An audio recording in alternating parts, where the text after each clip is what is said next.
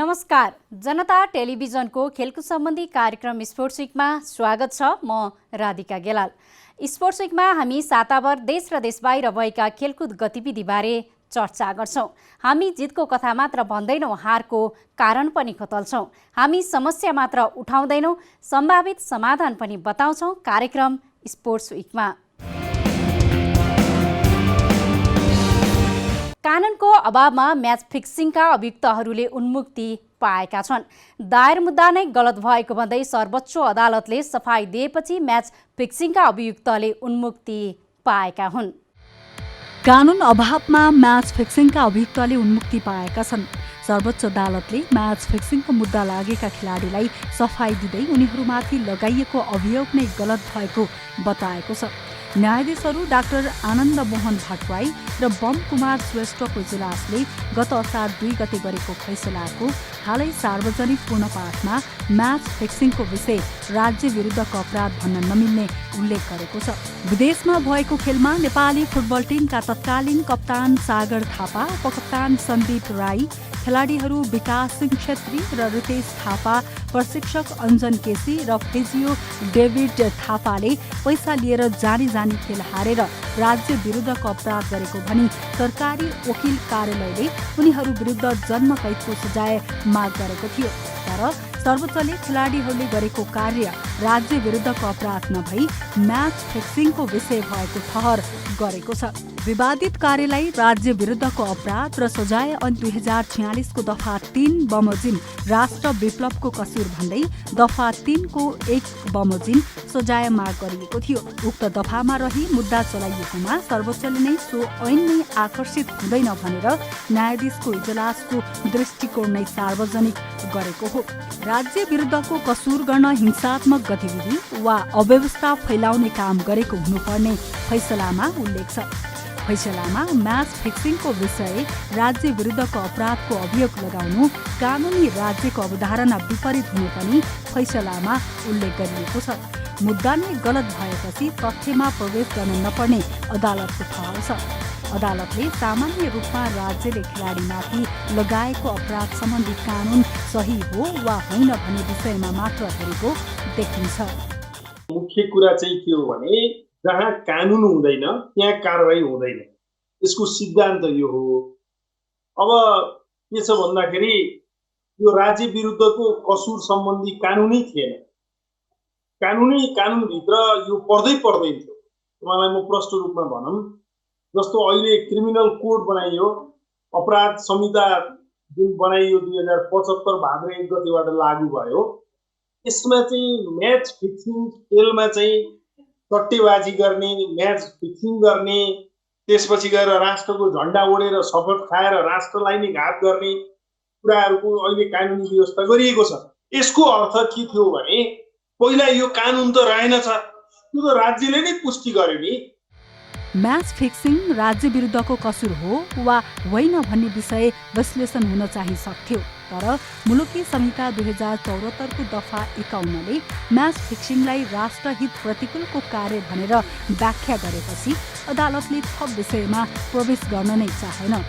घटना भएको समय 2066 सालदेखि 2069 सालसम्म म्याच फिक्सिङ सम्बन्धी कानुन समेत नभएको र 2074 आएको मुलुकी संहिताले म्याच फिक्सिङलाई राज्य विरुद्धको कसुर नभएर छुट्टै अपराधको रूपमा व्याख्या गरेपछि कानुन अघिको घटनामा अपराध गरेको ठहर नहुने अदालतको फैसलाले उल्लेख गरेको छ। त्यही कारण खेलाडीले अपराध गरेको भए पनि कानुनको अभावमा सफाई पाएको देखिन्छ। अञ्जन केसी र रितेश थापा तथा तिनका आफन्तले विभिन्न माध्यमबाट विदेशबाट पठाएको रकम बुझेको प्रमाणित छ। सरकारी दायित्व वहन गर्ने व्यक्ति भएका कारण अख्तियारबाट समेत कारबाही गर्न मिल्थ्यो। तर तत्कालीन सरकार पक्षले खेलाडीमाथि राज्य विरुद्धको कसुरको मुद्दा लगाए।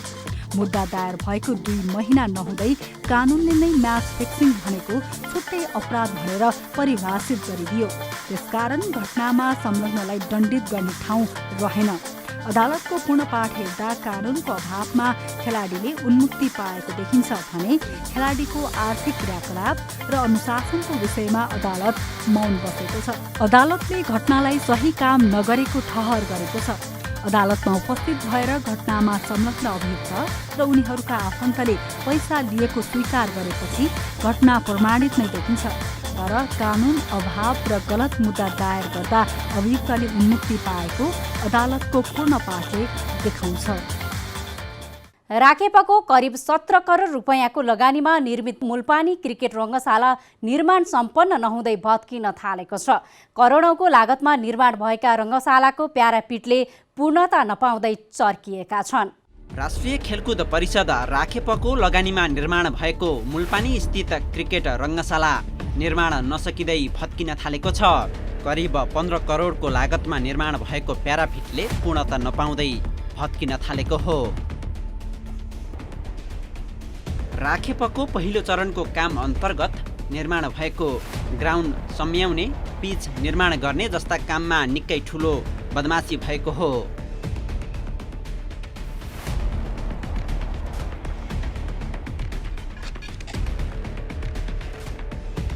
प्याराफिट धेरै स्थानमा चर्किएका कारण यसको गुणस्तरमाथि पनि प्रश्न उठेको छ।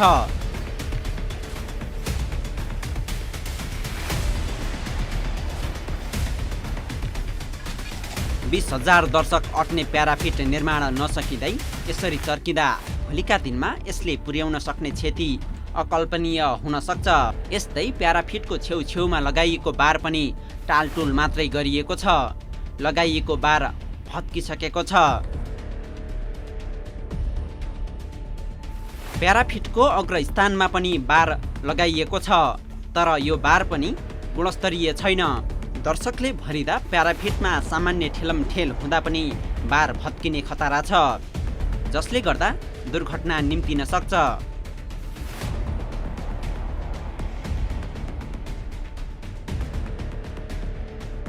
त्यस्तै प्याराफिटबाट पानी चुइने समस्या पनि आएको थियो। स्थानीयका अनुसार निर्माणको समयमा काम गुणस्तरीय नभएपछि पानी चुइने ठाउँ टालिएको हो।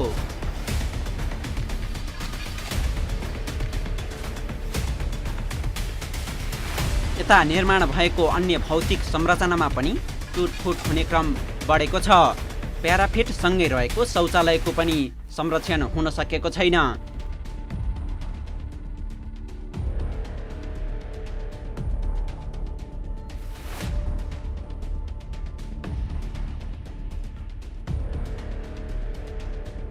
क्रिकेट खेल्न निर्माण भएको मैदान घाँसे मैदानका रूपमा रूपान्तरण भएको छ। त्यस्तै वरिपरि लगाइएका बारहरू पनि कमजोर देखिन्छन्।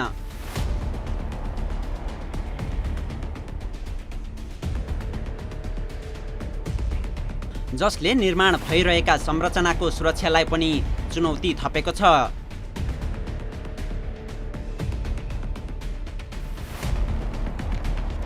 कस्तो विडम्बना! यसरी समयमै काम नसक्ने र न्यून गुणस्तरीय काम गर्ने प्रेरा मुन्ना एन्ड आचार्य जेबी कम्पनीले भने पुरै भुक्तानी पाइसकेको छ। यस्तै निर्माण कम्पनीले राखेपालाई संरचना हस्तान्तरण पनि गरिसकेको छ। मैदान निर्माणको लागि 2071 सालमा सो ठेकेदार कम्पनीले टेन्डर पाएको थियो। सोही कम्पनीको बदमासीका कारण काममा बाधा त भयो, काम पनि गुणस्तरीय हुन सकेन। कम्पनीले 2073 साल असार मसान्तसम्म पहिलो चरणको काम सक्नुपर्ने शर्त थियो, तर सो कम्पनीले समयमै काम सम्पन्न गर्न सकेन।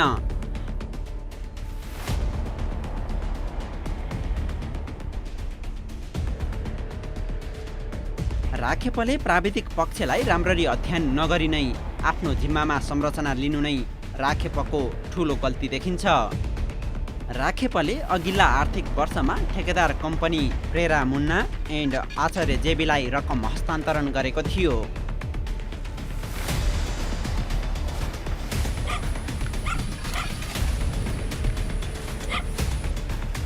मुलपानी क्रिकेट मैदान निर्माण गर्न राखेपले गुरु योजना सहित अघि बढेको थियो। अन्तर्राष्ट्रिय क्रिकेट परिषद आइसिसीका प्रतिनिधिले तयार पारेको डिजाइन अनुसार काम अगाडि बढाउने राखेपको योजना थियो। 296 रोपनी क्षेत्रफलमा इन्डोर हल, स्विमिङ पुल, प्रशासनिक भवन लगायतका भौतिक संरचना निर्माण हुने बताइएको छ।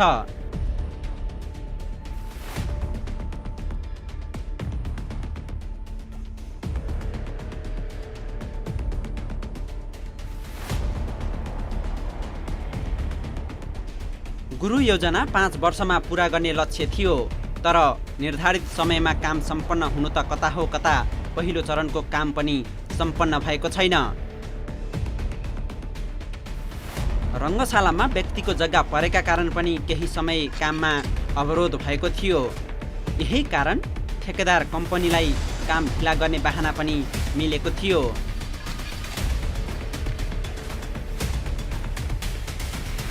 यही विषयलाई राष्ट्रिय खेलकुद परिषद राखेप भने हल्का रूपमा लिन्छ।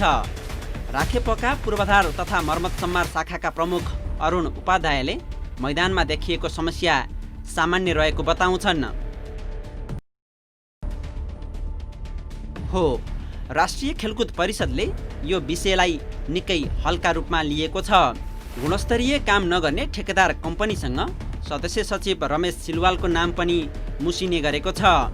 यस्तो गम्भीर विषयमा कसले छानबिन गर्ने? आइसिसीको टी20 वरियतामा नेपाल यथावत रहन सफल भएको छ। 23 खेलमा 180 रेटिङ अङ्क पाएको नेपाल 15औं स्थानमा रहन सफल भएको हो। अन्तर्राष्ट्रिय क्रिकेट परिषद आइसिसीको टी20 वरियतामा नेपाल यथावत रहन सफल भएको छ। आइसिसीले मङ्गलबार जारी गरेको नयाँ वरियतामा नेपाल यथावत रहेको हो। नयाँ वरियतामा नेपालको 23 खेलमा 180 रेटिङ अङ्क रहेको छ। नयाँ वरियतामा नेपाल 15औं स्थानमा रहेको छ। यसअघि पनि नेपाल 15औं स्थानमा रहेको थियो। नेपालको टी20मा 11औं स्थान सर्वाधिक उच्च वरियता हो। एसोसिएट राष्ट्रमा नेपालभन्दा अघि स्कटल्यान्ड र युए रहेको छ। स्कटल्यान्ड 14 र युए 13औं स्थानमा रहेका छन्। यस्तै अस्ट्रेलिया टी20 वरियताको शीर्ष स्थानमा फर्किएको छ। इङ्ल्यान्ड विरुद्धको अन्तिम तथा तेस्रो टी20मा 5 विकेटको जित निकालेसँगै अस्ट्रेलिया शीर्ष स्थानमा उक्लिएको हो। सिरिज अन्तर्गत नै अघिल्ला 2 खेलमा जित निकालेपछि इङ्ल्यान्ड वरियताको शीर्ष स्थानमा रहेको थियो। अस्ट्रेलियाको 22 खेलमा 275 रेटिङ अङ्क छ। दोस्रो स्थानको इङ्ल्यान्डको समान खेलमा 271 रेटिङ अङ्क रहेको छ। यस्तै नयाँ वरियतामा भारत तेस्रो, पाकिस्तान चौथो र दक्षिण अफ्रिका 5औं स्थानमा रहेका छन्। नेपालमा आयोजित 13औं दक्षिण सागमा ब्याडमिन्टन खेलका सामग्री खरिद तथा वितरणमा भएको अनियमितता र राखेप परिसरको रुख कटानका सम्बन्धमा छानबिन गर्न गठित उपसमितिको म्याद 15 दिन थप गरिएको छ। कोरोना भाइरसका कारण उपत्यकामा जारी निषेधाज्ञाका कारण छानबिन नसकिएपछि म्याद थप गरिएको हो।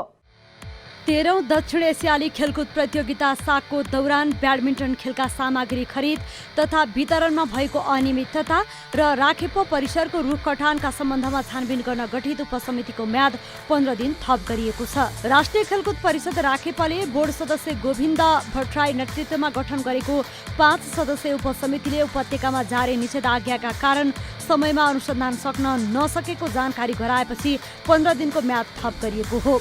राखेपले भदौ 3 गते भट्टराईको नेतृत्वमा उपसमिति गठन गरेर 21 दिनभित्र छानबिन प्रतिवेदन बुझाउन समय सीमा निर्धारण गरेको थियो।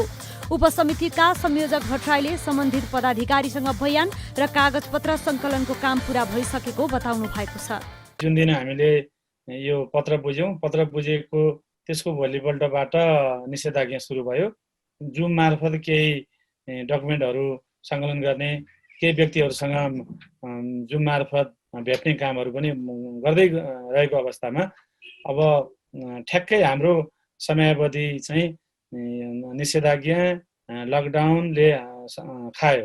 त्यसपछि अब यो कामलाई सम्पन्न गर्नु नै छ भन्ने हिसाबले यो हाम्रो छानबिन उपसमितिको म्याद 15 दिन थपिएको कुरा तपाईँले जुन भन्नुभयो त्यो साँचो नै हो।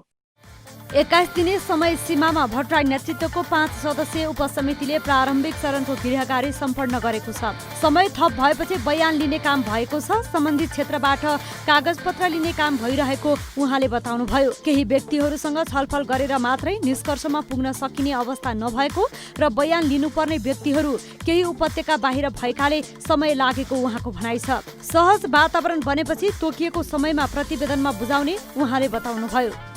खुकुलो वातावरण महसुस गरेर केही कामहरू अझ सक्रियताका साथ अगाडि बढाएका छौँ।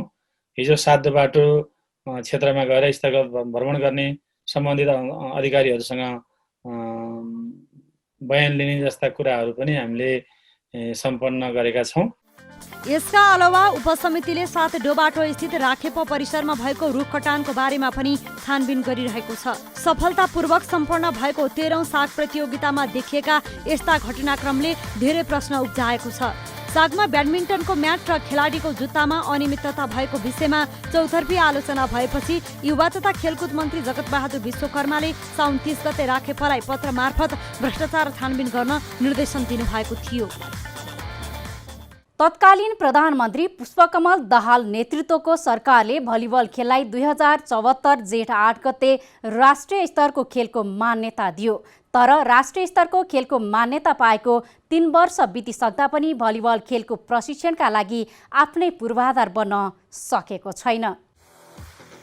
तत्कालीन प्रधानमन्त्री पुष्पकमल दाहाल नेतृत्वको सरकारले भलिबल खेललाई 2074 जेठ 8 गते राष्ट्रिय स्तरको खेलको मान्यता दिएको थियो। राष्ट्रिय स्तरको खेलको मान्यता पाएको 3 वर्ष बितिसक्दा पनि भलिबल खेलको प्रशिक्षणका लागि आफ्नै पूर्वाधार अझै छैन। नेपाल भलिबल सङ्घले जग्गा खोजिरहेको बताए पनि अझैसम्म कुनै टुङ्गो छैन। त्यसैले राष्ट्रिय स्तरको भलिबल खेलको ओझ झुकिरहेको छ। नेपाल भलिबल सङ्घको लामो कसरत र पछिल्लो समय देशमा देखिएको लोकप्रियताले भलिबल राष्ट्रिय खेलको रूपमा स्थापित भइसकेको छ। सामान्य पूर्वाधारमा खेल्न सकिने र सबैलाई मनोरञ्जन दिने खेल भलिबलले राष्ट्रिय खेलको मान्यता पाए पनि अहिलेसम्म बामे सर्ने बाहेक केही उपलब्धि देखिएको छैन। भलिबल खेलका लागि अन्तर्राष्ट्रिय स्तरको आफ्नै सुविधा सम्पन्न खेल मैदान आवश्यक छ। तर नेपाल भलिबल सङ्घले अहिलेसम्म जग्गा खोज्ने बाहेक केही काम गर्न सकेको छैन। अहिले चाहिँ नवनियुक्त हुनुभएका सदस्य सचिव हाम्रा चाहिँ आदरणीय गुरु रमेश कुमार सिल्वा लगायत र उहाँको टिमले नेपालको राष्ट्रिय खेल भलिबल भइसके पछाडि यसलाई चाहिँ राष्ट्रिय खेलको दर्जा दिइसकेपछि यसको चाहिँ अन्तर्राष्ट्रिय स्तरको चाहिँ एउटा चाहिँ भौतिक पूर्वाधार कबर दल चाहिँ निर्माण गर्नुपर्छ भन्ने उहाँहरूले पनि एउटा चाहिँ फिलिङ गर्नु भएको छ। भलिबल खेलमा नेपाली महिला टोलीको प्रदर्शनले निकै चर्चा पनि पाएको छ। नेपालमा सम्पन्न 13औं दक्षिण एसियाली खेलकुद सागमा महिला भलिबलले रजत पदक जित्दै उत्कृष्टताको सङ्केत दिइसकेको छ, जुन नेपाली महिला टिमका लागि निकै ठूलो सफलताको रूपमा हेरिएको छ। तर महिलाको तुलनामा पुरुष टोलीको प्रदर्शन भने सम्झन लायक बनेन। त्यसको कारण नेपालको तयारी फितलो देखियो भने अन्य देशले भलिबलमा उल्लेख्य प्रगति गरे। तयारी फितलो देखिनुका कारण भलिबलका लागि सामान्य पूर्वाधारमा खेल्नुपर्ने बाध्यता पनि हो। साँघुरा पूर्वाधारलाई अधिकतम प्रयोग गर्दै आएको महिला टोलीलाई अब अन्तर्राष्ट्रिय स्तरमा प्रतिस्पर्धा गर्न पूर्वाधार अपुग देखिन्छ।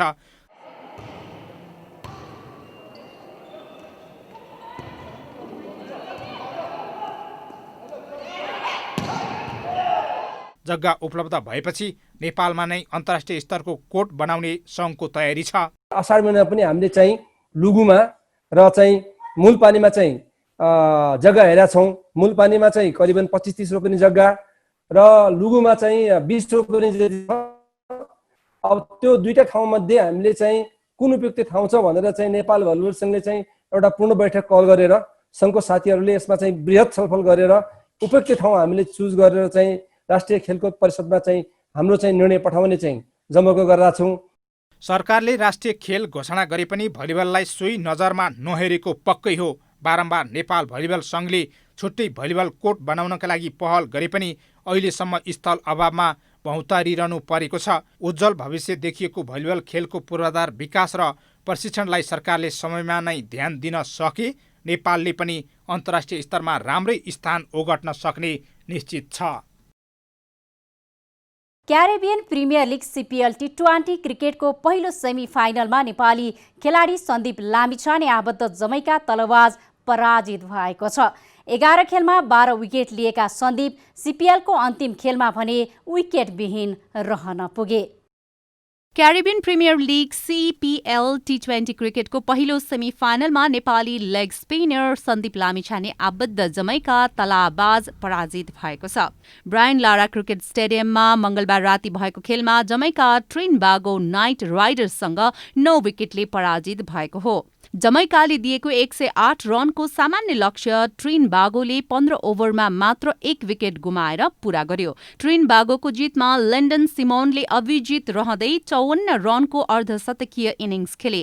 यस्तै टियन वेबस्टर 44 रनमा अविजित रहे। सुनिल नारिन 4 रनमा आउट भए। जमैकाका मुजिब उर रहमानले 1 विकेट लिए। सन्दीप CPL को अन्तिम खेलमा भने विकेटविहीन रहे। उनले 4 ओभर बलिङ गर्दै 29 रन खर्च खर्चिएका थिए। सन्दीपले यस सिजन 11 खेलमा कुल 12 विकेट लिन सफल भएका छन्। यसअघि टस हारेर पहिले ब्याटिङ गरेको जमैकाले 20 ओभरमा 7 विकेट गुमाएर 107 रन बनाएको थियो। ट्रिनबागो विरुद्ध खराब ब्याटिङ गरेको जमैकाका लागि एनक्रुमाह बोनेरले सर्वाधिक 41 रन बनाए। यस्तै कप्तान रोबम्यान पोवेलले 33 रन बनाए। कार्लोस ब्रेथवेट 17 रनमा अभिजित रहे। जमैकालाई सस्तैमा समेट्न ट्रिनबागोका जेरोमी होसिनले 3 विकेट लिए। खारी पेरीको नाममा 2 विकेट रह्यो। अब ट्रिनबागोले उपाधिका लागि गुयाना अमेजन वारियर्स र सेन्ट लुसिया जोक्स बीचको विजेतासँग खेल्नेछ।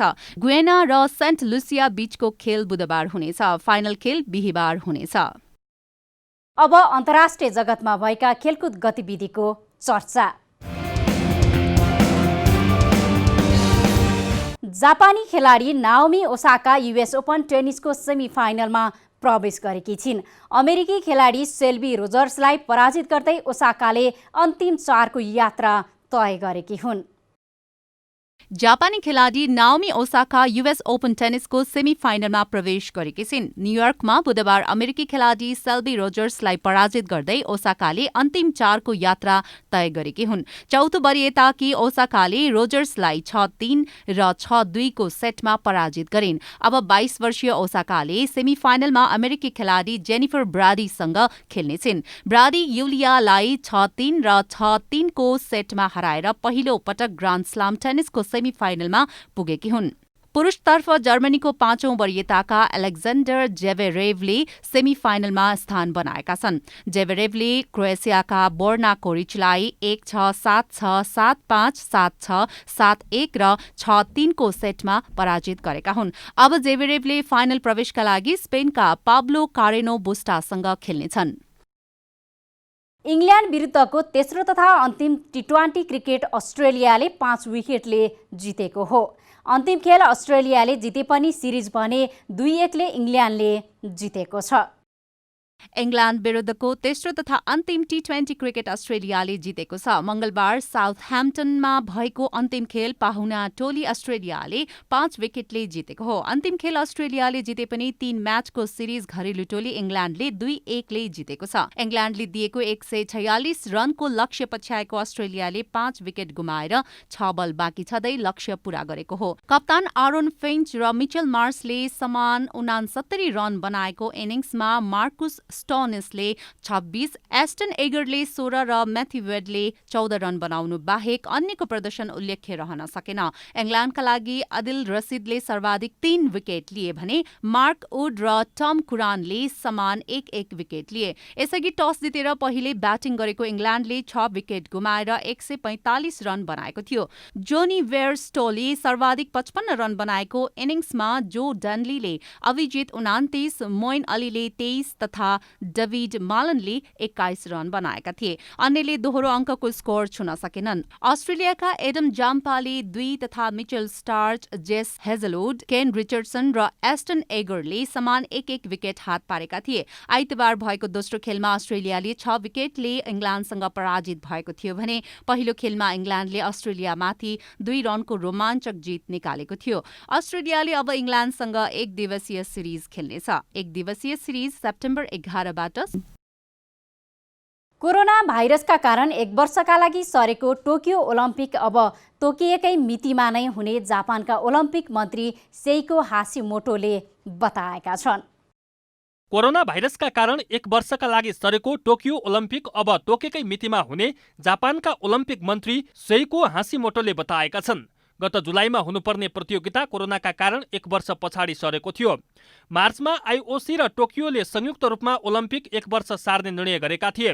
तर पनि त्यो समयमा अझै हुन्छ कि हुँदैन भन्नेमा विभिन्न धारणा आइरहेका छन्। यस्तै सोमबार मात्रै अन्तर्राष्ट्रिय ओलम्पिक कमिटीका उपाध्यक्षले कोरोना भए पनि नभए पनि अब तोकेकै मितिमा प्रतियोगिता हुने बताएका थिए।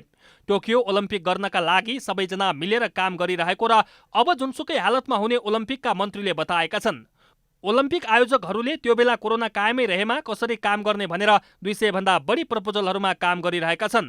त्यसमा खेलाडी बस्ने भिलेजमा बन्ने नियम, टोकियो जाँदा र गइसकेपछिको नियमका बारेमा आन्तरिक रूपमा छलफल भइरहेको छ। राष्ट्रिय तथा अन्तर्राष्ट्रिय खेलकुद गतिविधिको अपडेट स्पोर्ट्स विक आजलाई यति नै। नमस्कार।